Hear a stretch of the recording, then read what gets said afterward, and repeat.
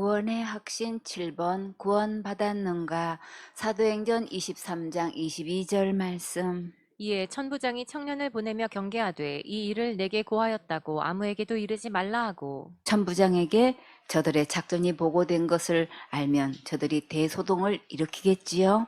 그래서 천부장이 아무에게도 알리지 말라고 신신당부하고 청년을 보냈어요. 사도행전 23장 23절 말씀. 백부장 둘을 불러 이르되 밤 제3시에 가이사랴까지 갈 보병 200명과 마병 70명과 창군 200명을 준비하라 하고 유대 시간으로 밤 제3시면 우리나라 시간으로는 몇 시일까요? 밤 9시에요.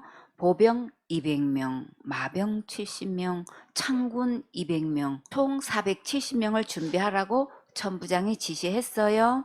꿈나무들, 천부장이 거느리는 총 병력은 몇 명일까요? 1000명 정도 되겠지요? 천부장은 1000명의 병사를 통솔하는 쥐관이에요. 구약 시대에는 백성의 시시비비를 가리는 재판관이나 군대를 통솔하는 쥐관 또는 지파나 공동체의 지도자 또는 국정을 논하는 관리를 의미했어요. 신약 시대에는 주로 1000명의 군사를 통솔하는 로마 군대 지관을 말해요. 1000명 중에서 바울을 호송하기 위해 무려 470명의 병력이 출동한다는 것은 절반의 숫자가 동원되는 것인데 매우 엄중하고도 중대한 호송을 하고 있는 것을 보여주지요. 이것은 거의 왕의 경호에 가까운 병력이지요. 이 정도로 준비하는 것을 보면 40명의 결사대가 얼마나 막강한지 알 수 있겠지요. 주원님, 누가 이렇게 철저히 다 준비시키셨을까요? 예수님께서 약속하시고 상상 초월로 철저히 보호하셔서 무사히 도착하게 하셨지요. 아무리 결사대를 조직해서 바울을 죽이려고 해도 예수님의 허락 없이는 절대 될 수 없어요. 예수님께서 속전속결로 멋지게 일해 주셔서 정말 너무나 감사하지요. 이전의 천부장보다 훨씬 계급 높은 관리자가 사마리아인에게 뇌물을 받았다는 것을 알고 유대인들이 난폭하게 잡아 예루살렘 성벽 주위를 끌고 다니다가 목을 베어 죽인 사건이 있었는데, 그래서 이 천부장은 더 긴장하고 바울을 빨리 호송하려는 것도 있었어요. 만약 유대인들이 바울을 죽이고 무마하려고 천부장에게 뇌물을 줄 때 안 받으면 계속 힘들게 하겠고, 뇌물을 받으면 다른 일들로 계속 어렵게 할 테니까 천부장은 바울을 빨리 예루살렘에서 가이사라로 안전하게 보내는 게 상책이었어요. 사도행전 23장 24절 말씀. 또 바울을 태워 총독 벨릭스에게로 무사히 보내기 위하여 짐승을 준비하라 명하며 바울을 무사히 보내기 위하여 수레를 끌 동물까지 준비하라고 명령하고 태워서 이송하게 했는데, 이 천부장도 예수님 믿고 천국에서 만났으면 정말 좋겠지요. 사도행전 23장 25절 말씀.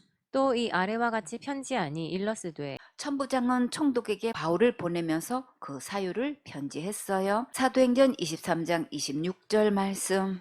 글라우디오 루시아는 총독 벨릭스 각하에게 문안하노이다. 천부장이 총독 벨리스 각하에게 편지를 썼는데, 먼저 벨릭스가 어떤 인물인지 한번 살펴볼까요? 유대의 11대 로마 총독인 안토니우스 벨릭스는 AD 52년부터 60년까지 총독직을 영임했는데, 로마 황실에서 노예로 있었다가 총독에까지 오른 입지전적인 인물이에요. 입지전적인 인물이란 어려운 환경을 이기고 뜻을 세워 노력하여 목적을 달성한 사람을 말해요. 벨릭스라는 이름은 행복이란 뜻을 가지고 있어요. 그는 사도 바울이 마지막으로 예루살렘을 방문하여 체포되었을 때의 총독으로서 바울이 무죄하다는 사실을 알면서도 유대인의 한심을 사고 또 행여 뇌물이라도 얻을 심산으로 2년간 바울을 감금했어요. 벨릭스는 3명의 아내를 두었고 그중 하나는 헤롯 아그리파 2세의 누이 드루실라인데, 서기 56년에서 117년에 살았던 고대 로마의 역사가 타키투스는 벨릭스를 돈과 세욕을 즐기며 탐욕스럽고 잔혹한 폭군으로 평가하고 있어요. 벨릭스는 말년에 가이사라 유대인들에 의해 고소되어 로마로 압송되었어요. 아무 죄가 없는 것을 알고도 뇌물을 받으려고 2년 동안 감금한 결과는 벨리스 자신에게 결코 좋지 않았지요. 천부장은 바울에 대해 어떤 상소를 올렸을까요? 사도행전 23장 27절 말씀. 이 사람이 유대인들에게 잡혀 죽게 된 것을 내가 로마 사람인 줄 들어 알고 군사를 거느리고 가서 구원하여다가 정말일까? 이 말이 사실인가요? 로마 사람인 걸 미리 알고 로마 군병을 거느리고 바울을 구해 주었나요? 소동이 나서 가서 바울을 잡은 뒤에 보니까 뒤늦게 알게 된 거지요. 여기서 보고 내용을 보면 바울이 유대인들에게 잡혀 죽게 될 위급한 지경이었던 것을 분명히 알 수 있지요. 무슨 일로 그랬는지 알려고 바울을 결박하고 책찍질 하려다가 로마 사람을 죄도 정치 않고 결박하냐고 바울에게 한 소리 듣고 천부장이 진땀 났었지요. 그러면 왜 로마 사람이라서 죽음 직전에 구해냈다고 했을까요? 로마 사람이라고 하면 자기의 성과가 올라가니까 그랬겠지요. 근데 그 거짓말이 총독 벨릭스에게는 통했는지 모르지만 성경에 2,000원을 두고 거짓이 달로 났어요. 주님은 작은 일에 충성하라고 하셨지요. 작은 일에 정직할 때 큰 일에도 정직할 수 있어요. 이런 모든 것은 습관이고 가치관이에요. 어려서부터 말씀대로 하나님 앞에서 정직하게 시인하는 습관과 용기를 가지세요. 잠언 11장 6절에 정직한 자는 그 의로 인하여 구원을 얻으려니와 사특한 자는 자기의 악에 잡히리라. 잘못했어도 정직하게 말하면 구원을 얻을 수 있는데 숨기고 거짓말하면 자기에게 잡힌다고 하셨지요. 잠언 14장 2절에 정직하게 행하는 자는 여호와를 경외하여도 패역하게 행하는 자는 여호와를 경멸히 여기느니라. 정직하게 행하면 하나님의 말씀이 잘 들려서 예배 성공할 수 있는데 거스르고 배반하는 자는 하나님을 업신여기는 것과 같아요. 잠언 20장 11절에 비록 아이라도 그 동작으로 자기의 품행에 청결하며 정직한 여부를 나타내느니라. 아이들도 거짓말 했는지 정직하게 했는지 표정에서 다 나타나지요. 어려서부터 항상 정직하게 말할 수 있도록 분위기를 만들어 주어서 정직하게 말한 것은 칭찬해주고 잘못된 것은 주의를 주세요. 사도행전 23장 28절 말씀. 유대인들이 무슨 일로 그를 송사하는지 알고자 하여 저희 공회로 데리고 내려갔더니 본문 1절에서 공회에서 바울을 신문하기도 전에 바리새파와 사두개파의 분쟁이 크게 일어났었지요. 사도행전 23장 29절 말씀. 송사하는 것이 저희 율법 문제에 관한 것뿐이요 한 가지도 죽이거나 결박할 사건이 없음을 발견하였나이다. 치안 책임자 천부장이 볼 때에 바울은 로마법으로 죽일 제목이나 결박할 만한 제목을 전혀 찾지 못했다고 분명히 증거했지요. 사도행전 23장 30절 말씀. 그러나 이 사람을 해하려는 관계가 있다고 누가 내게 알게 하기로 곧 당신께로 보내며 또 송사하는 사람들도 당신 앞에서 그를 대하여 말하라 하였나이다 하였더라. 바울을 죽이기 전에는 먹지도 않고 마시지도 않겠다는 40명의 결사대가 있어서 곧바로 총독에게 보냈고 송사하는 자들도 총독에게 보냈다고 상소를 올렸어요. 사도행전 23장 31절 말씀. 보병이 명을 받은 대로 밤에 바울을 데리고 안디바드리에 이르러 예루살렘에서 가이사라까지는 100km쯤 된다고 해요. 그럼 몇 리나 되나요? 250리쯤 되겠지요? 여기 나온 안디바드리는 예루살렘에서 가이사라에 가는 중간 지점쯤에 위치하고 있어요. 병과 창병 400명은 여기까지 걸어서 바울을 호위하고 하룻밤 자고 예루살렘으로 돌아갔어요. 이 정도쯤에서는 공격당할 위험이 없다고 생각하고 돌려보냈겠지요. 예루살렘에서 안디바드리는 약 56km로 140리쯤 되는데 돌아가면 280리쯤 걸었지요.